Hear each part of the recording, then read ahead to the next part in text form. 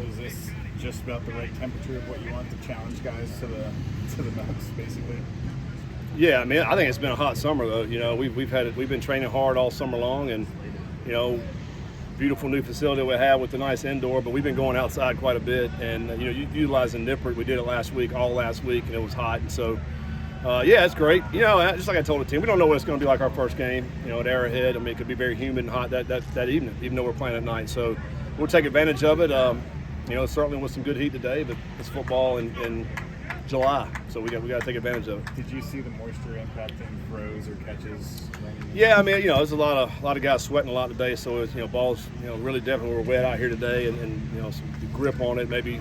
You know, wasn't as good, but you know, wasn't as clean and crisp as you liked to throwing and catching today. I didn't think so. You know, obviously go back and watch it, but you know, maybe that had something to do with it. I also think, you know, anytime, you know, even though we've been training all summer, we've been doing a lot of the, you know, the player-led practices type things, you know, but the very first time you put the helmets on and balls are in the air, you know, guys are trying to make plays on it, it's going to be a different, anxiety's amped up a little bit and all that. So.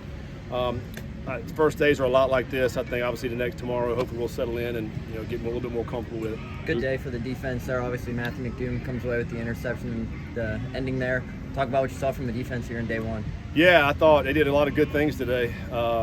You know, especially there at the end of the team period. You know, we had 16 plays there, and you know, did a good job of keeping everything in front of them, and try making the offense try to force the ball. I thought we forced a couple of balls in there, and they had some batted balls as well as the McDoom on interceptions. So it's a great play by him. Obviously, we need that. We need a lot more interceptions from our defense than what we've had the last couple of years. So that's great to see. Still an upside coming here and being in seclusion.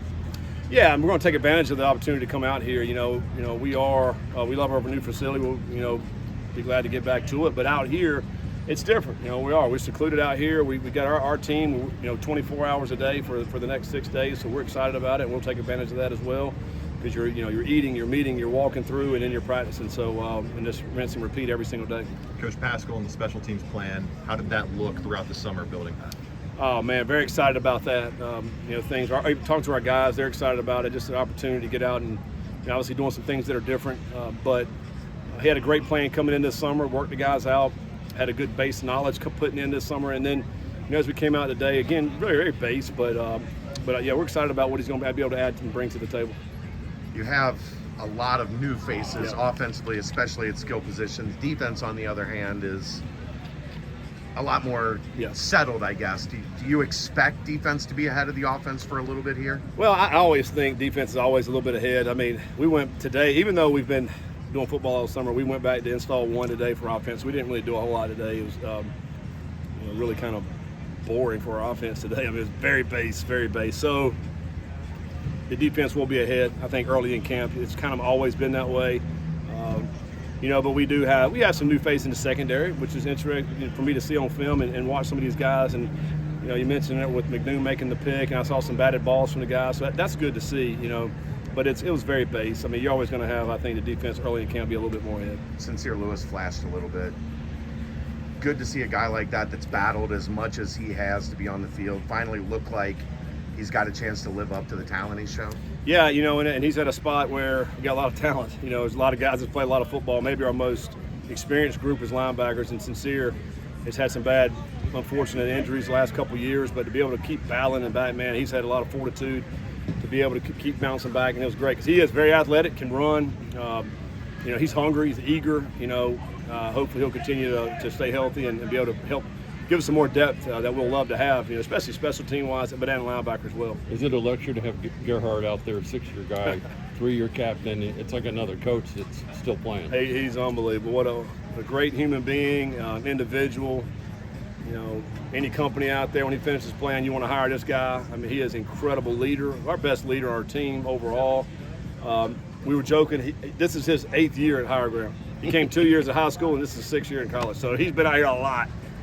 Him, Wid, and Aaron have been out here the most. So Walt's about 9 years, I think, too. So yeah, we were counting it down. But yeah, Gavin's a tremendous leader. Man, what a great guy to have, especially at the center position. He's seen a lot in the last 2 years, and excited to have him back for one more year. Has there been any unexpected benefit of the new facility that you guys have noticed but didn't expect? Well, I mean, I knew this was going to happen, but just being connected. I mean, because you're always right there. I mean, with the training room and weight room right beside each other, the guys are right into the indoor, so it's just always guys around. I think anytime we've walked out of our hallway as coaches, we're seeing players, which we love.